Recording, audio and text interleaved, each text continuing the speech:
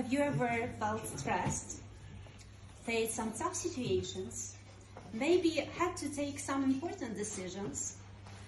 What helped you to ease the tension in those moments? Was it food, sports, maybe alcohol, or a meditation, or maybe the quadruple breath technique? What was it? Meditation for you. Okay.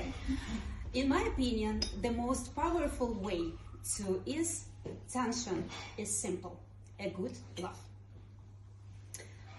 Actually, humor can be used in all sorts of situations.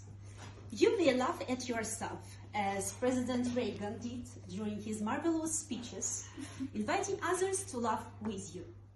It's kind of brave laughter, which shows that you acknowledge the situation, you accept it, and you are not afraid because you trust the universe, and most importantly, you trust yourself. And instead of showing or being in a weak position, you put yourself in charge, leading the situation and owning the outcome. A pretty cool instrument, isn't it? Or let's recall another great example. Steve Jobs, during his conference in 2007, his clicker stopped working during his presentation. So what did he do?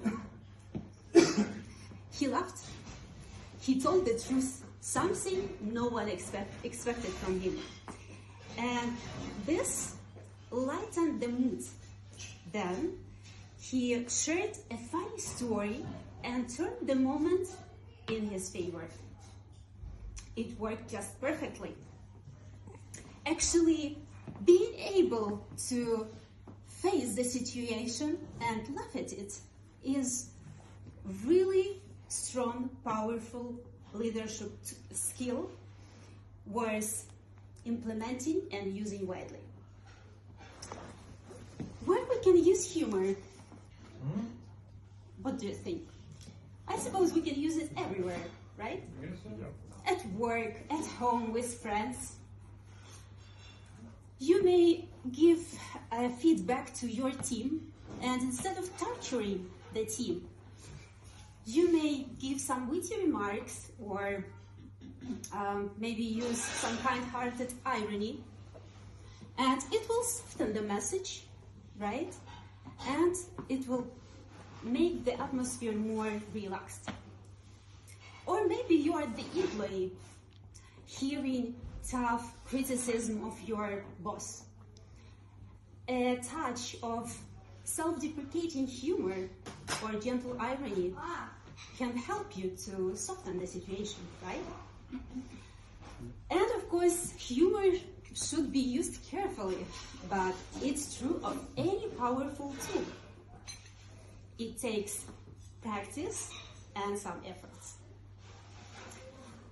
When I worked as a hotel guide, so during my work, I would sprinkle a few jokes or some exaggerations, funny exaggerations to my info meetings.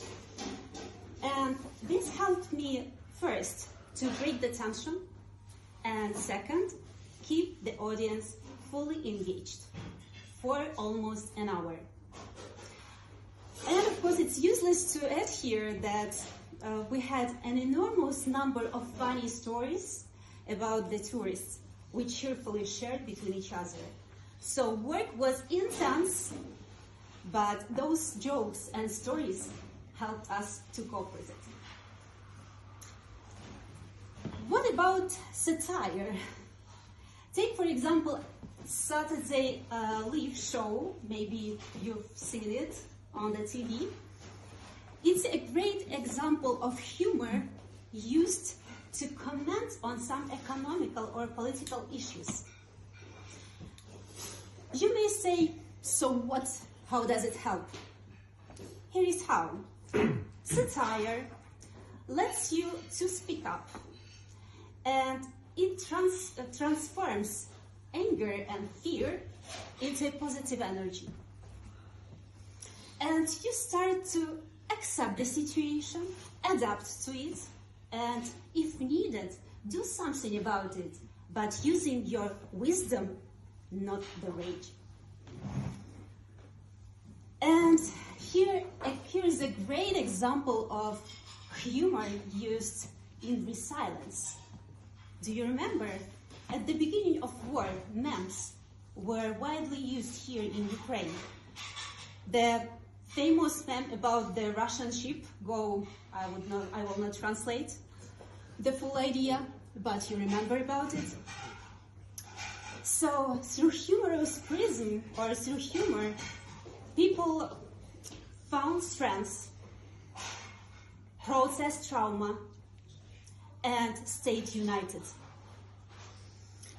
Memes about Chernobyl, Putin, Zelensky, Trump, and other fights helped people to cope with the situation and gave much needed relief through reflecting reality through humorous lens. And of course, I would like to mention as well such kind of humor as slapstick or pranks. When I was a child, my dad loved using it on me and my brother. So I would pull a condom out of my pocket in front of my classmates, planted by him, of course. Or I could find my shoelaces tied together when running late.